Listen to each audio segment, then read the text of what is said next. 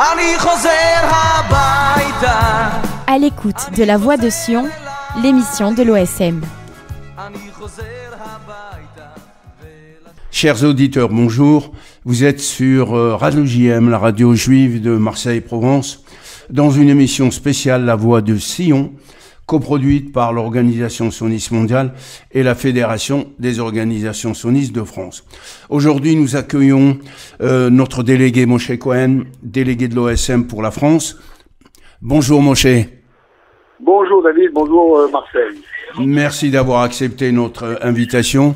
Donc vous êtes sur les ondes de la radio et vous vous adressez à nos communautés ici dans le sud. Comment ça va d'abord? L'ambiance ici est un peu, on rentre un peu, j'ai envie de dire, dans un train-train, puisque ici la sécurité dans le nord est plus ou moins bien tenue. On a de temps en temps des intrusions au Liban pour régler certains problèmes avec des groupes du Hezbollah, mais dans l'ensemble, la vie revient normalement dans le nord du pays, quoique ça chauffe un peu à l'est, c'est-à-dire à la frontière syrienne, où par hasard mon fils a commencé les millions hier, donc ils sont là-bas à la frontière de la Syrie, de la Jordanie et d'Israël, mais j'ai envie de dire que c'est presque du train-train ici, compte tenu de la situation de ce qui se passe un peu sur les plusieurs fronts, bien entendu Gaza qui fait encore l'actualité avec les accords qui essaient de se faire avec le Hamas pour libérer au moins une partie des otages. Et en Judée-Samarie aussi, il y a une volonté terroriste de remettre une couche entre guillemets. Le Yémen, bien entendu, de temps en temps, il se réveille. Et bien sûr, le gros morceau qui n'est surtout pas fini, c'est bien entendu le problème de l'Iran. Voilà. Ça, c'est comme pour vous dire en général comment ça se passe ici au Moyen-Orient.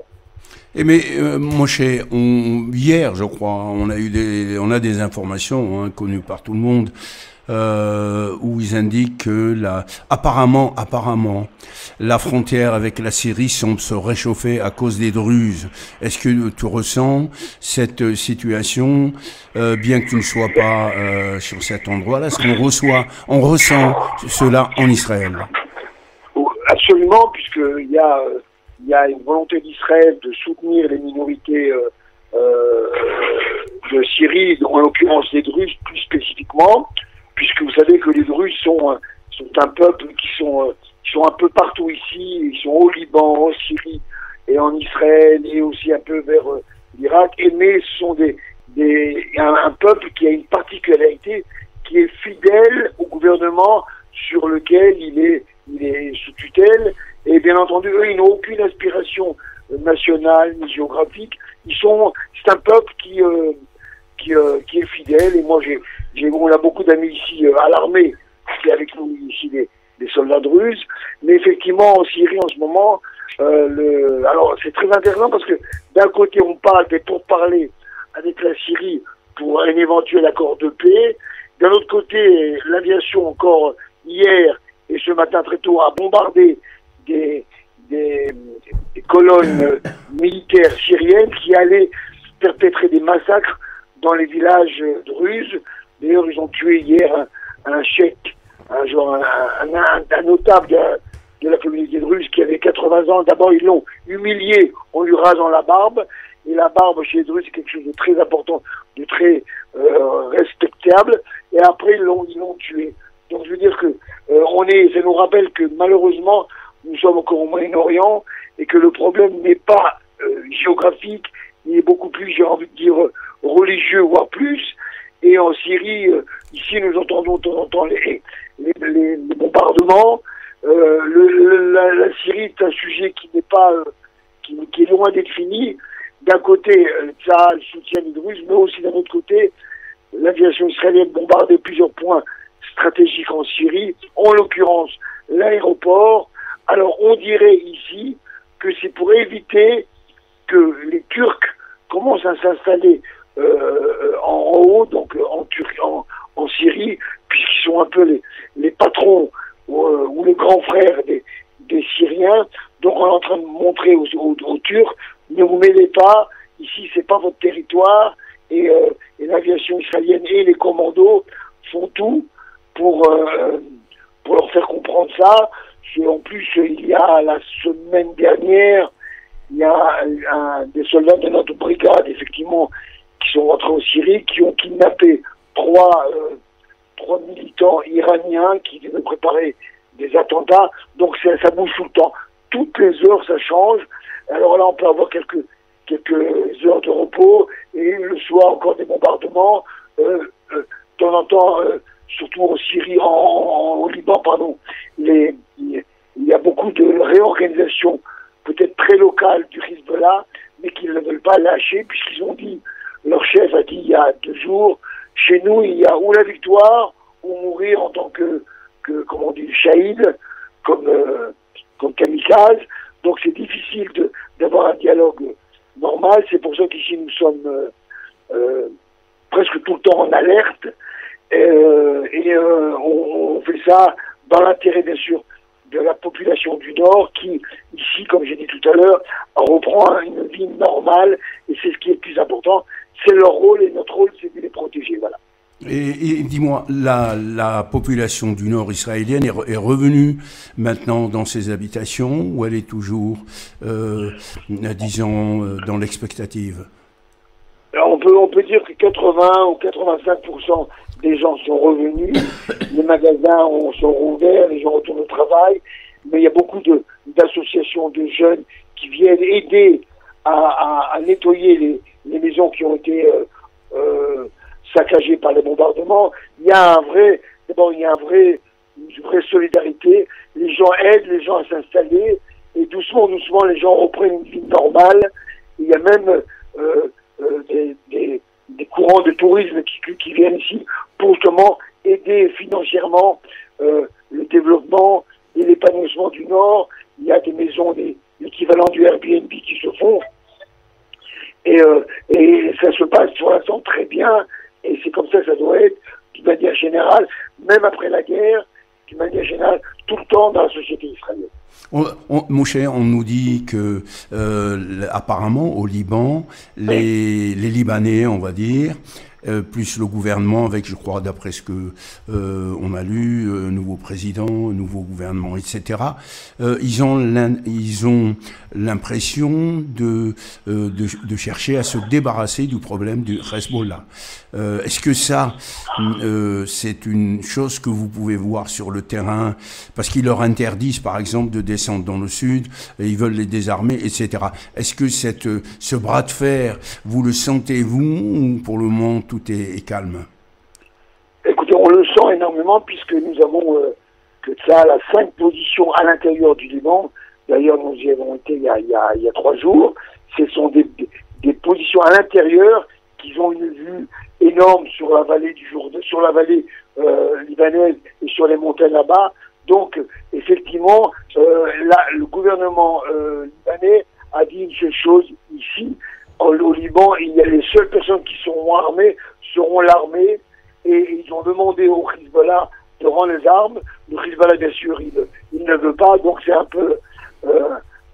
ils sont en train de discuter. Il y a effectivement les Américains qui sont venus, qui soutiennent à 100% le Liban, et la meilleure preuve, c'est que quand Tsahal rentre au Liban, bombarde ou détruit des maisons, le gouvernement libanais ne crie pas beaucoup, ne dit pas grand-chose. En gros, c'était un accord discret. Faites le boulot que nous ne pouvons pas faire aujourd'hui, et c'est votre intérêt à vous, c'est-à-dire vous, à Israël, mais aussi quelque part, c'est surtout notre intérêt ici au Liban. C'est fini qu'il y ait un État dans un État comme il y a actuellement, enfin, comme il se finit entre le Hezbollah et l'État libanais. Et je pense que ça va prendre du temps parce que nous sommes au Moyen-Orient, mais je pense que les relations avec le Liban, dans les mois ou les années qui viennent, vont énormément s'améliorer, et peut-être du moins vont manger du houmous à Beyrouth. Voilà. On viendra avec vous, hein. mais, Absolument. mais Moshe, pour comprendre un peu mieux pour nos communautés ici, parce qu'il y a énormément de désinformation, quel est comment se passe ce sont des ethnies finalement qui s'affrontent, musulmanes, tous musulmans, mais ou alors est-ce que c'est encore un conflit entre les chiites et les sunnites, tant en Syrie, puisque le nouveau président lui a l'air de malmener les Druzes, c'est ça, Oui. au Liban, ce sont des pro-iraniens qui sont des chiites. Comment est-ce que c'est réellement des problèmes d'ethnie aujourd'hui dans ce qui entoure, on va dire, Israël, ce qui veut dire, si c'est des ethnies, ça veut dire que finalement, on est en train de revenir vers ce qui existait avant que les Occidentaux, que le mandat britannique, etc., ont créé des États, comme la Jordanie créée de toutes pièces, dans lequel ils ont, comme on dit, éliminé, entre guillemets, toutes les différences entre les ethnies. Donc, est-ce qu'aujourd'hui, ce ne sont pas ces frontières-là qui sont en train de tomber, des frontières créées par l'Occident, pour redevenir des frontières, entre guillemets, d'ethnie? Eh bien, écoutez, ici, en fin de compte, j'ai envie de dire que c'est presque un conflit tribal. Mais il y a deux grands tribus, entre guillemets, deux grands courants. C'est les sunnites, qui sont en majorité ici, et les chiites, qui sont à peu près 20% et 80% de sunnites. Mais dans le conflit actuel que nous avons en Syrie, c'est avant nous avons ici la menace chiite iranienne qui ont été détrônés par les sunnistes qui sont pas des enfants de cœur, puisque c'est des anciens du Hezbollah, c'est des anciens de Al-Qaïda et de Daesh.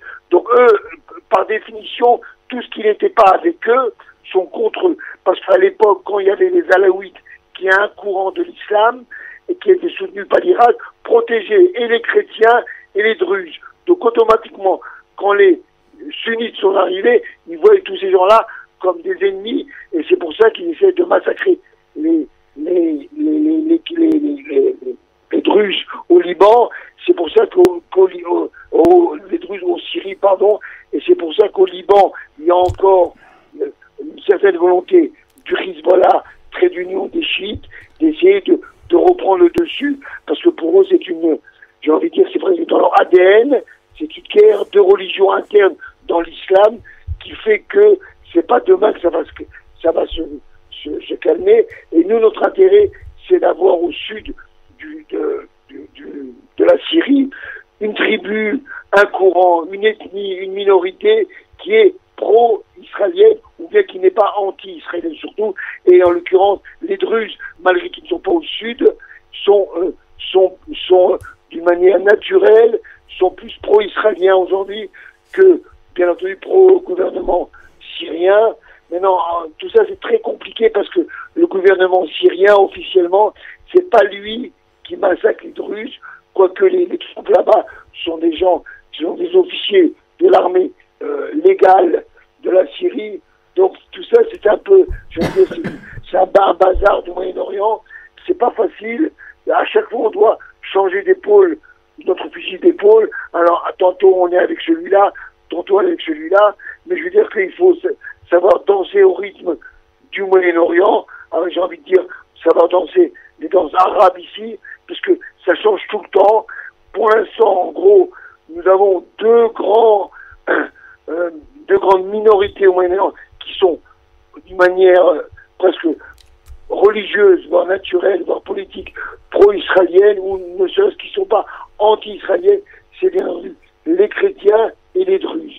Pour l'instant, on travaille avec ces deux communautés-là, en espérant que ça va se développer, mais pour l'instant, on n'est pas au bout du tunnel, parce que j'ai envie de vous dire que contrairement à ce qu'on pourrait croire que la guerre est finie, elle est loin d'être finie, il y a toujours des grandes menaces, comme évidemment, l'Iran avec son système, son régime, son programme nucléaire et aussi son programme balistique.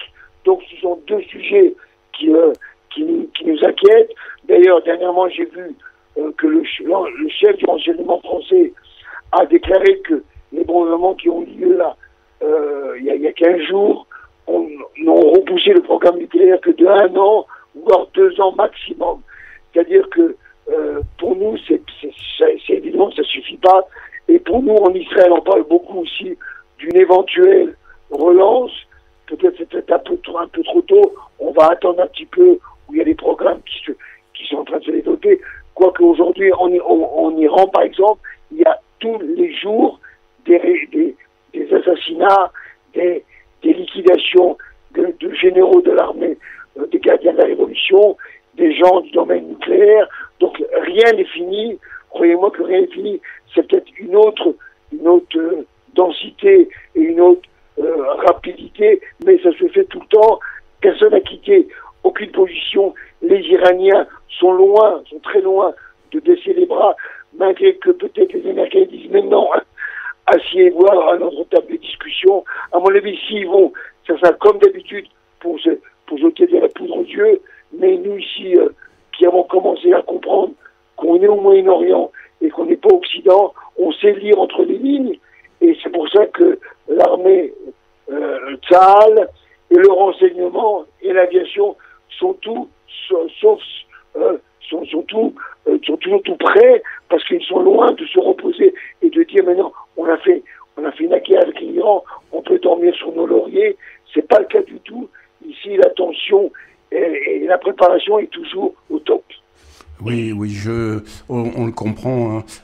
Et surtout c'est que ils sont livrés par des missiles stratégiques extra ou exo-atmosphériques qui n'ont pas construit. Ce sont je rappelle, avec les informations qu'on lit, c'est que ces missiles ont été, entre guillemets, inventés par les Chinois. Ils ont été livrés aux Russes d'abord, et puis en kit aux Iraniens qui leur donnent en contrepartie du pétrole. Donc eux aussi, ils auront peut-être des problèmes de livraison, puisque la Chine ne peut pas produire pour une guerre à outrance. Et on a appris aujourd'hui, une bonne nouvelle d'ailleurs pour les Israéliens, que Israël, les ingénieurs israéliens sont en train de développer maintenant des drones à réaction. C'est-à-dire qu'au lieu d'avoir des hélices et voler, on va dire, aller à 200-300 km/h, donc ils mettent un certain nombre d'heures pour atteindre leur cible, aujourd'hui, ils sont en train de développer, d'ailleurs c'est imminent la sortie, hein, de drones à réaction, c'est-à-dire qu'ils vont voler à Mach 1 ou 2, voire beaucoup plus, pour aller dans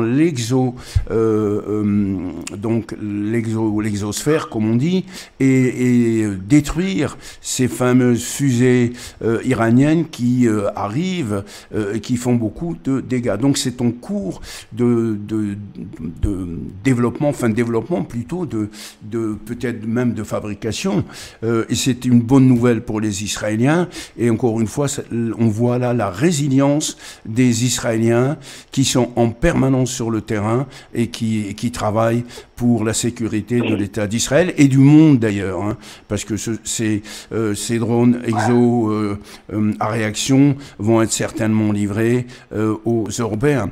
Donc Moshe, donc on a vu à peu près un petit peu la situation avec vous en Israël, vous avec les autres soldats de votre Poutsa, si on peut peut-être leur dire 2 mots, oui, voilà. au moins leur montrer que nous les soutenons pour le combat qu'ils mènent, pour vous, mais pour nous aussi.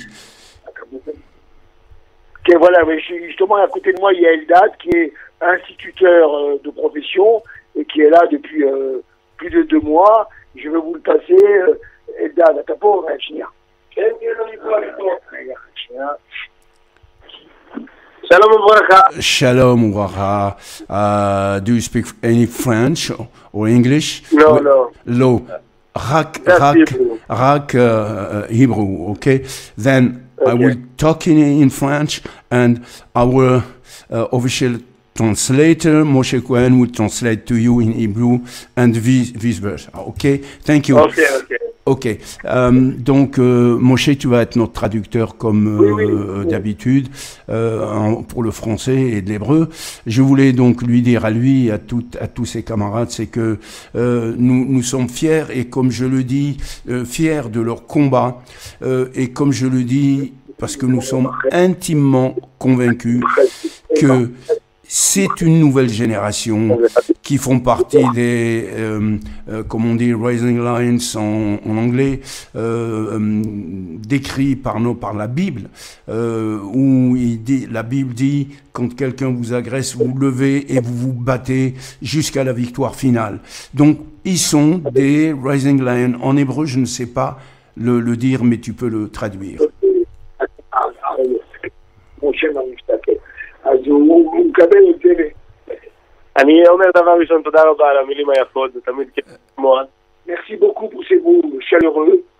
ואני חושב שאנחנו עושים את הברור מאליו. Et je pense qu'on fait ce qu'on doit faire parce qu'on n'a pas le choix. כמה שזה קשה וכמה שכבר לא נעים להיות 350 יום במילואים. Malgré que c'est dur, malgré que c'est pas facile d'être 350 jours depuis le début de la guerre en מילואים. אנחנו באמת מתקדמים. דרך להבטיח לילדים שלנו ואולי אפילו לנכדים שלנו בעזרת השם שיהיה להם שקט וטוב במדינה שלנו. On est convaincu que ce qu'on fait c'est pour nos enfants et même pour nos petits-enfants et qu'on n'a pas le choix, c'est le seul moyen de préserver notre pérennité en Israël. Voilà. Et moi je voulais dire non seulement ils n'ont pas le choix, mais ils sont dans un combat juste pour l'existence de l'État d'Israël. C'est un combat juste pour lequel ils n'ont pas le choix. Israël gagnera. Et il gagnera. Et leur combat à tous les soldats, votre combat, tous les soldats, votre combat, c'est un combat pour prouver l'éternité de l'État d'Israël. Il n'y a pas d'autre solution. Le combat est juste. Dites-le lui. Oui, je viens de traduire. שאתם בורצים עבודה לדורות הבאות וזה לנצח ישראל, כי אין ברירה אחרת, צריך להמשיך עד הניצחון. ואני אומר שאני מקווה שצרפת תתעורר. J'espère que la France va se réveiller. כי אני קצת מפחד על צרפת ועל אירופה. On a un petit peu peur de ce qui se passe en Europe et en France. ולכל העולם החופשי בעצם. Et on a peur aussi de ce qui se passe dans le monde libre. כי אנחנו רואים דברים שקורים שם, וזה לא נראה טוב. ואנחנו מאוד רוצים שהעולם החופשי ימשיך להיות חופשי וטוב, ולא יאבד... וכמובן שהיהודים של צרפת לא צריכים להגיע לאסונות חלילה כדי להגיע לארץ. אנחנו מחכים להם ואוהבים אותם, לכל היהודים, לכל העולם, ובטח בצרפת יש קהילה גדולה. אז on est très inquiet de ce qui se passe en Europe et en France. On pense que on peut travailler aussi un peu pour vous, les Européens, et on dit aux Juifs de la communauté, n'attendez pas qu'il y a une catastrophe en France, venez avant en Israël, et que Israël c'est votre maison. עם ישראל חי וינצח בעזרת השם. עם ישראל חי et on va gagner. Absolument, et dis-lui surtout que nous prions pour vous tous les Chayalim, pour votre sécurité et pour votre retour vainqueur, car nous n'avons aucun doute dans vos foyers en Israël si Dieu veut, et surtout c'est que nous, les communautés juives de France, aujourd'hui la France est très compliqué pour les communautés juives de France du fait d'une augmentation des communautés islamo-gauchistes ici, et la seule solution, moi je le dis, nous le disions ici, c'est la voie de Sion, c'est-à-dire que c'est aujourd'hui Sion, le retour à Sion est le but final des communautés juives dans le monde. Am Israël Chai, Be'azlacha, et on viendra manger avec vous là-bas sur la frontière, si Dieu veut. Am Israël Chai. Merci, תודה רבה לכם. תודה רבה. תודה רבה. Ça va toucher au cœur parce que c'est marrant parce que ce qui est intéressant ici, c'est qu'en Israël, ici, moi je parle avec les gens de l'armée, ils sont plus inquiets de ce qui se passe en Europe que ce qui se passe ici chez nos voisins, parce que ici on a le pouvoir de contrôler, de diriger les choses et de se défendre, alors qu'en diaspora, en Europe, en France tout particulièrement, c'est un peu plus compliqué et un peu plus difficile. Donc les inquiétudes ici se retournent toujours vers le judaïsme diaspora. Bien sûr, et c'est justifié car le développement malheureusement de l'antisémitisme s'accélère aujourd'hui, non seulement en France, mais en Europe, par exemple en Angleterre. Je parle même pas de l'Irlande, qui est véritablement antisémite. Même les Américains sont en train de s'inquiéter sur leur action de boycotter Israël, etc., etc. Mais aujourd'hui, heureusement qu'en Europe, il y a une division entre les pays du Sud, France faisant partie des pays du Sud, qui prônent une attitude beaucoup plus, on va dire, hostile vis-à-vis d'Israël, c'est-à-dire qu'ils considèrent qu'Israël doit juste se défendre et puis s'arrêter. Ils sont encore dans l'idée du juif qui est encore sous soumission. Ils ne le comprennent pas encore.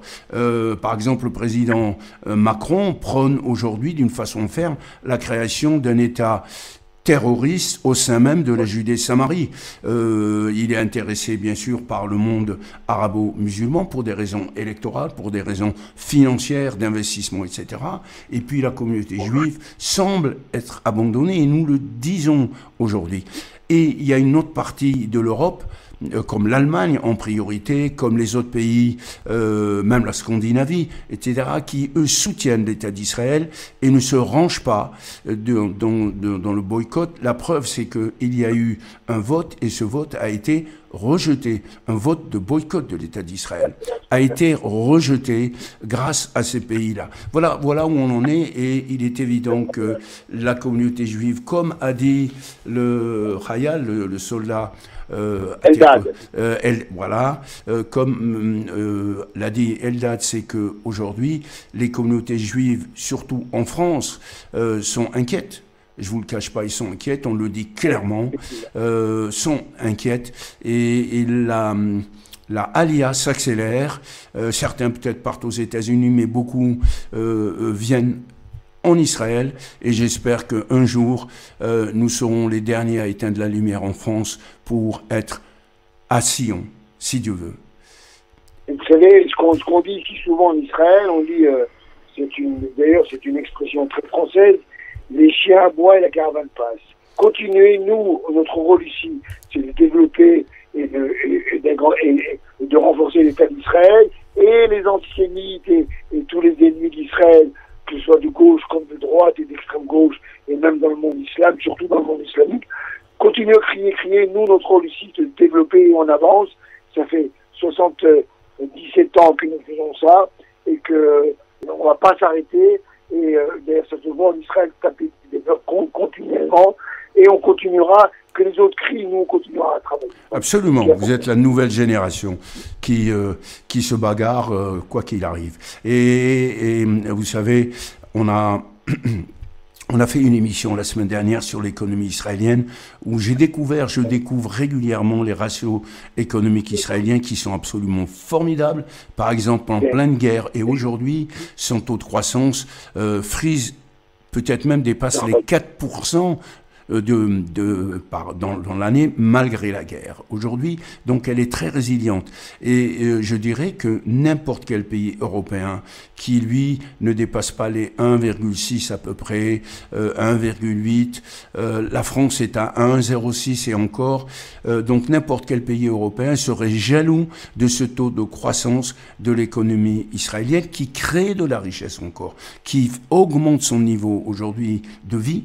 Et on a eu donc cette émission qu'on aura, parce qu'on n'a pas fini toutes les questions. Je pense que la semaine prochaine, nous aurons un autre économiste qui nous parlera cette fois-ci sur le marché de l'immobilier, qui est un marché particulier qui obéit à des règles précises. Pourquoi? Parce qu'il y a la Aliyah qui arrive et que les Olim doivent pouvoir soit louer, soit acheter à des conditions, on va dire, entre guillemets, normales. Nous savons, les économistes savent que ce marché n'obéit pas à une règle de marché normale de la loi de l'offre et de la demande.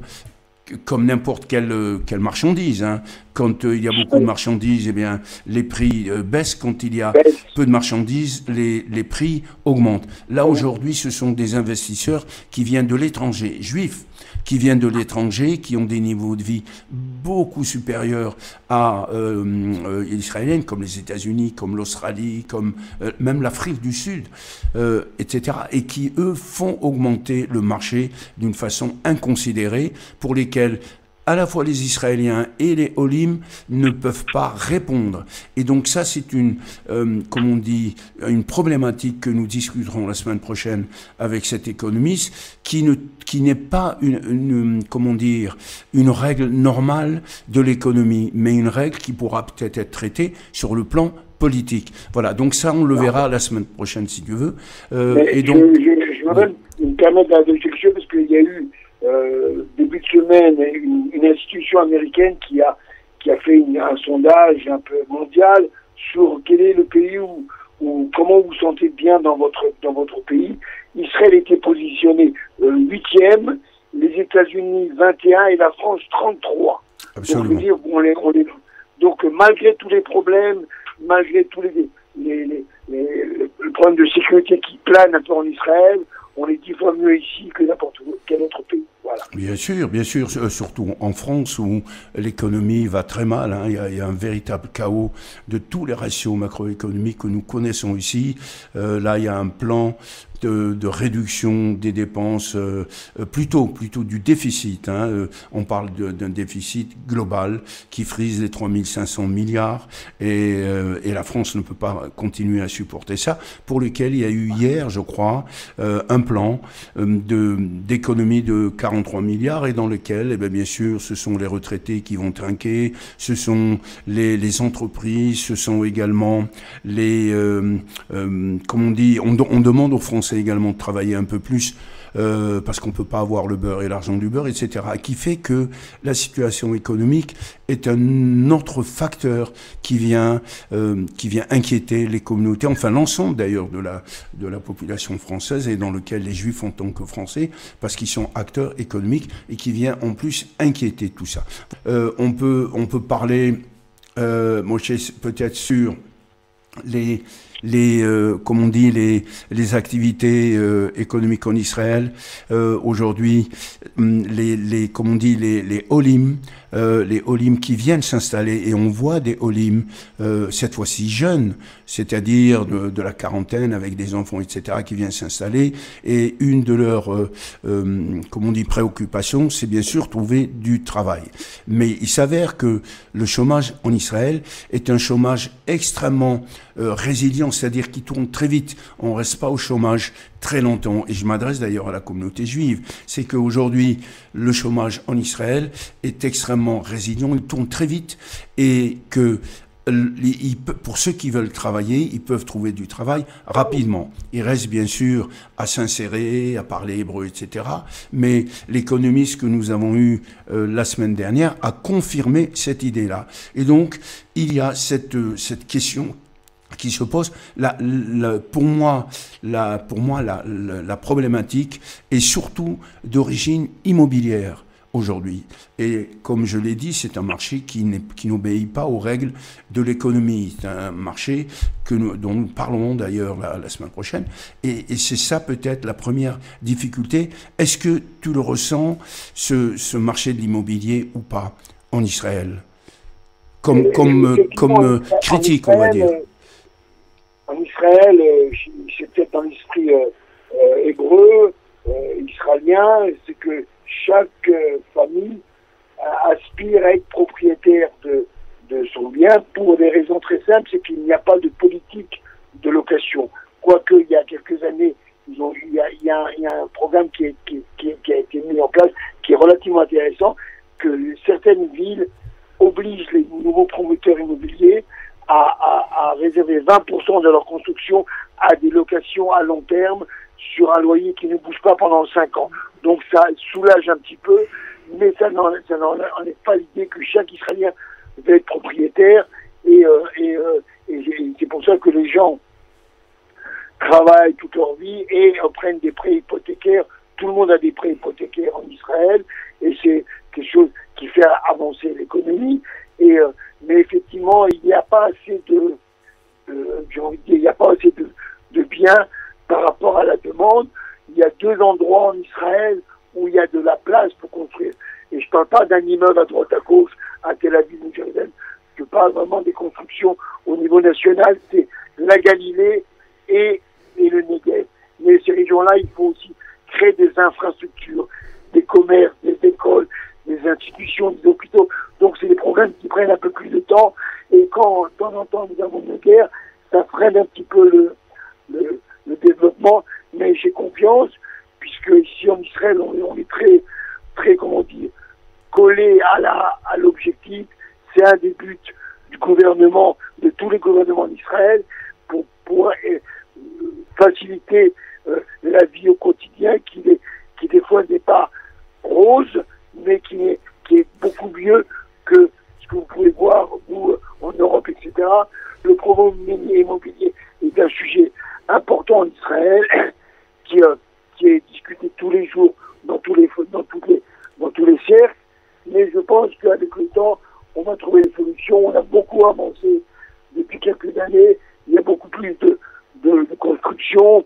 Les gens ont compris que avec le système de transport, qu'ils peuvent habiter à 1 heure du centre d'Israël, que ce soit à Jérusalem ou Tel Aviv, et donc avec les trains et les systèmes routiers, les gens s'éloignent du centre, mais ils peuvent aller travailler dans leur société, dans le high-tech ou autre chose, et rentrer le soir à 1 heure de Tel Aviv, par exemple, et retrouver leur vie champêtre ou leur vie calme, avec leur jardin, leurs enfants, leur famille, et une vie avec une autre qualité de vie qui est relativement meilleure, j'ai envie de dire, en province que dans les grandes métropoles.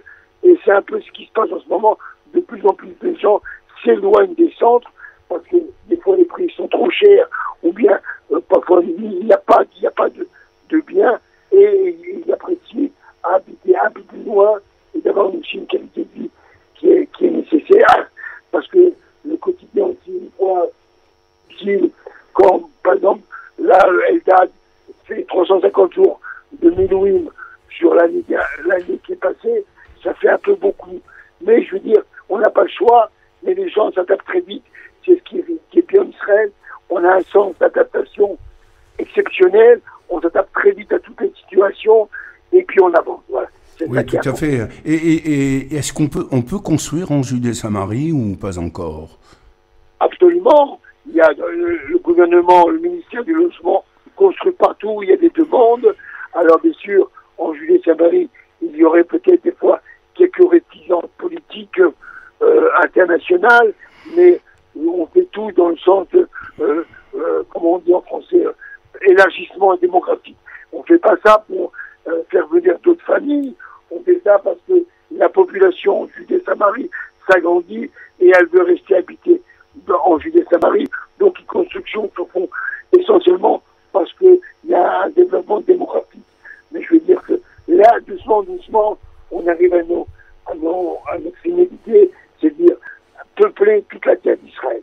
Voilà. Oui. L'économiste, à propos de démographie, l'économiste nous avait dit qu'aujourd'hui, il y a à peu près 62% de la population à moins de 30 ans en Israël. Ça veut dire qu'il va y avoir dans les prochaines années, ne serait-ce que par la voie naturelle, en ce qu'on appelle la balance naturelle démographique, il y aura un développement exponentiel d'achat d'appartements, d'immobilier. C'est pour ça d'ailleurs qu'on traitera ce sujet la prochaine fois, toujours à destination de nos olim.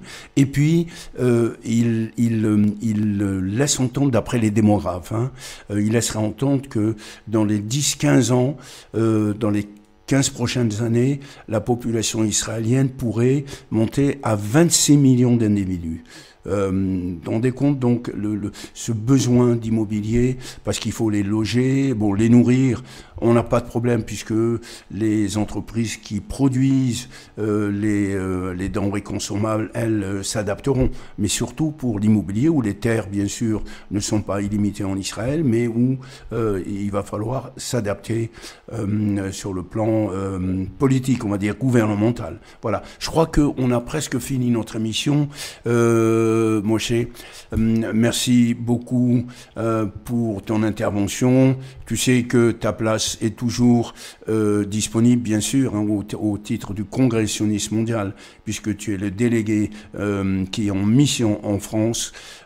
Et bien sûr, tu retrouveras ta place ici dès que cela sera possible pour également retrouver ta mission à nos côtés, surtout que les élections au Congrès sioniste mondial, aujourd'hui, on a un certain nombre d'informations, je précise d'ailleurs pour le dire, on parle des élections maintenant et non plus d'accords pour la France, hein, j'entends, pour avant le 28 juillet. Alors vous voyez, on est déjà le 15-16.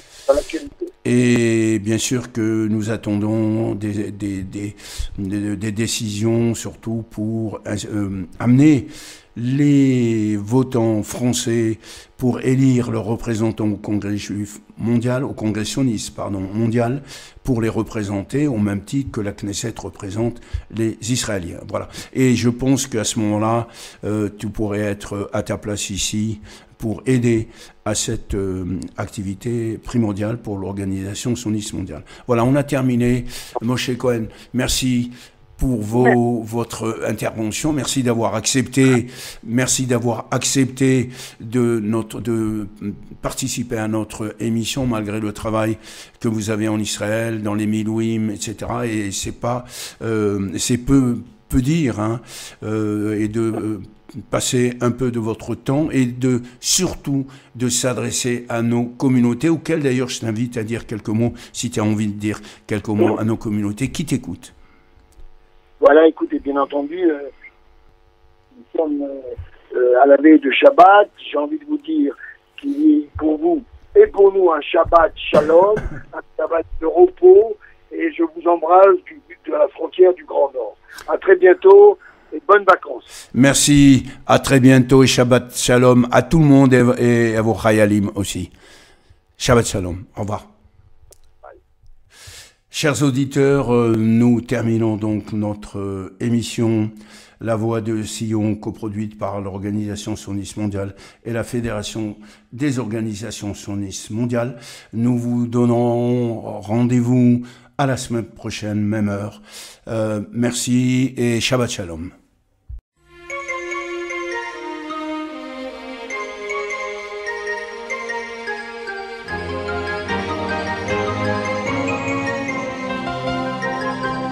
כל נדריי, כל מילותיי, נשאתי אותם בכל משעוליי, נשאתי אותם, צרורים הם איתי, לך הוא הצרור אהבתי. כל אשר אמרתי וכל אשר אומר, האהבה היא נדר, נדר שהופר. כל אשר אמרתי וכל אשר אומר, האהבה היא נדר, נדר שהופר.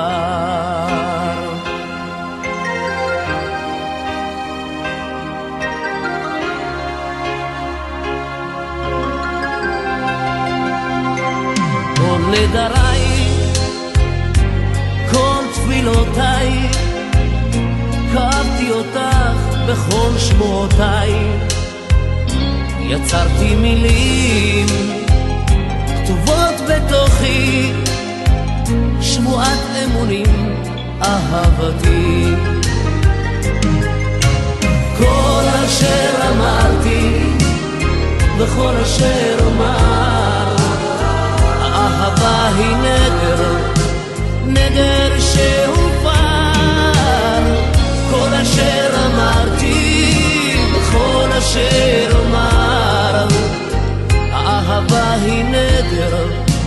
נדר שהופר.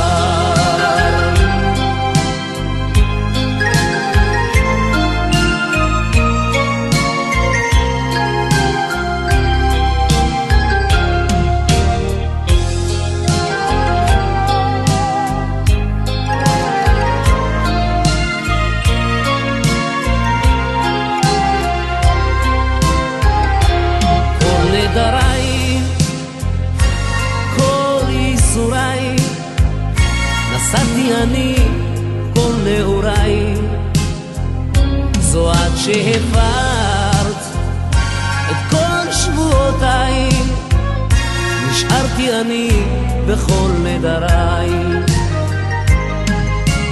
כל אשר אמרתי וכל אשר אומר, האהבה היא נדר, נדר שהופר. כל אשר אמרתי וכל אשר אומר, האהבה היא נדר, נדר שהופר. כל אשר אמרתי וכל אשר אומר, האהבה היא נדר, נדר שהופר. כל אשר אמרתי וכל אשר אומר, אהבה היא נדר, נדר